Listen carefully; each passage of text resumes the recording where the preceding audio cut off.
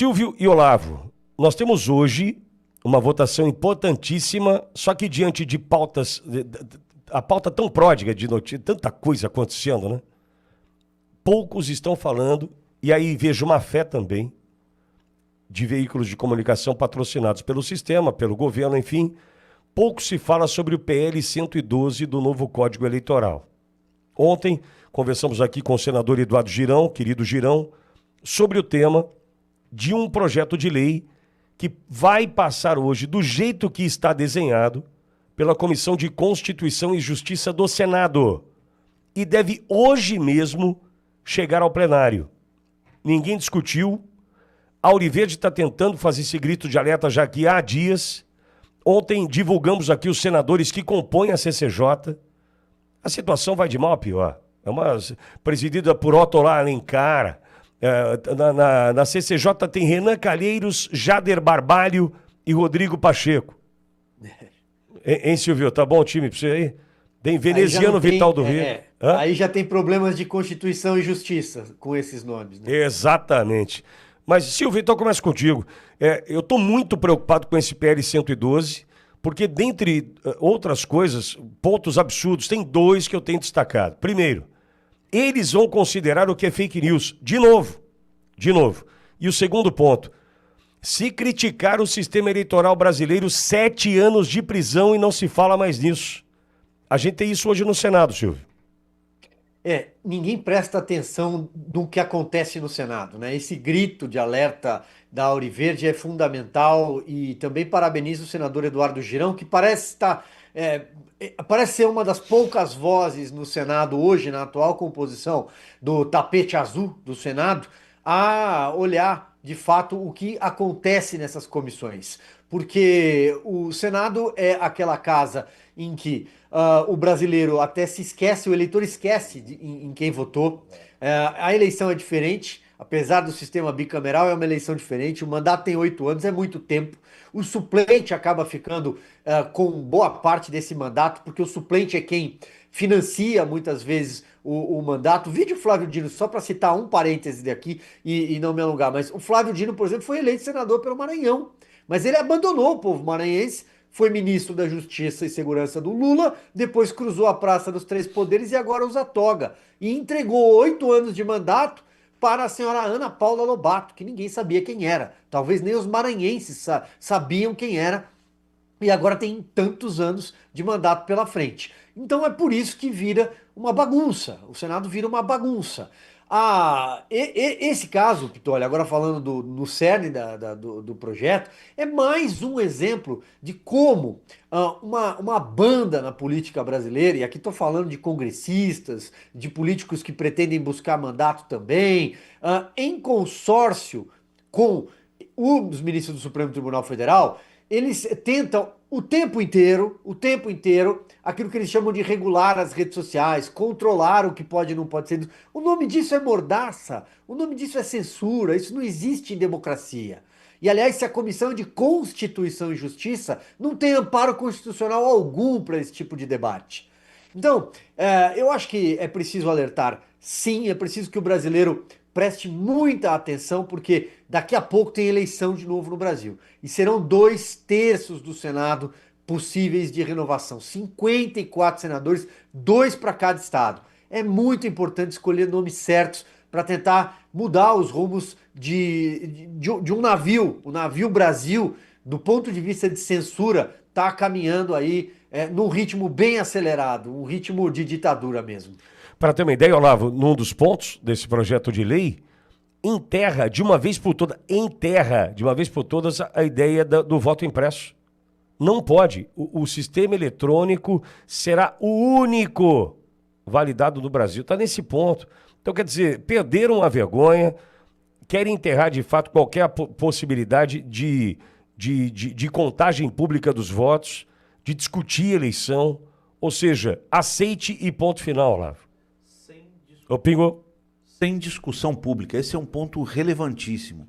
Vitório, você fez essas colocações que têm caráter de censura, né?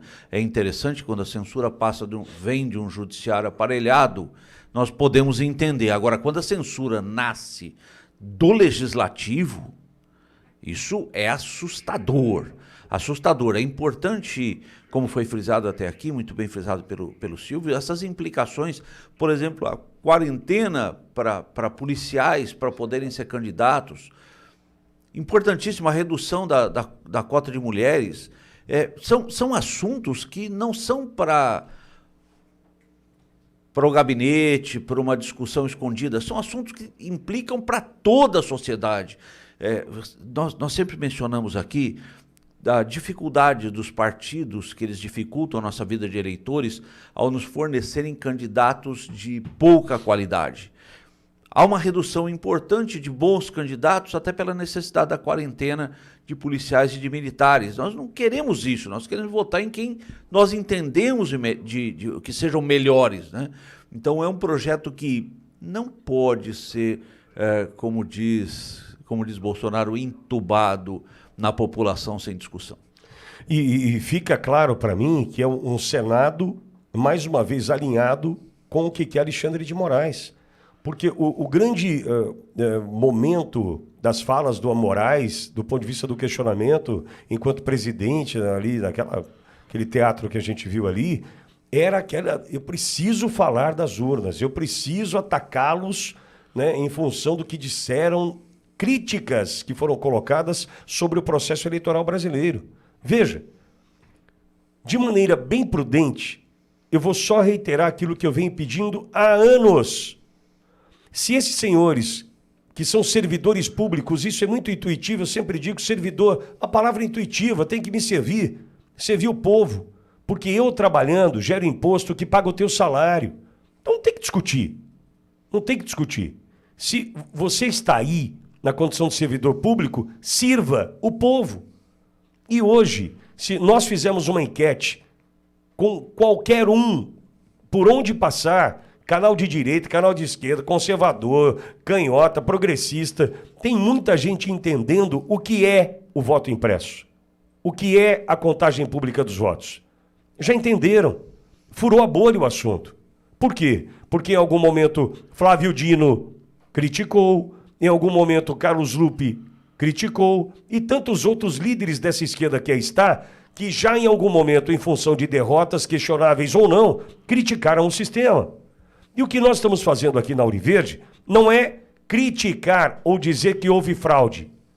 A gente não faz isso porque a gente não pode fazer. Que fique claro. Porque os senhores estão nos censurando.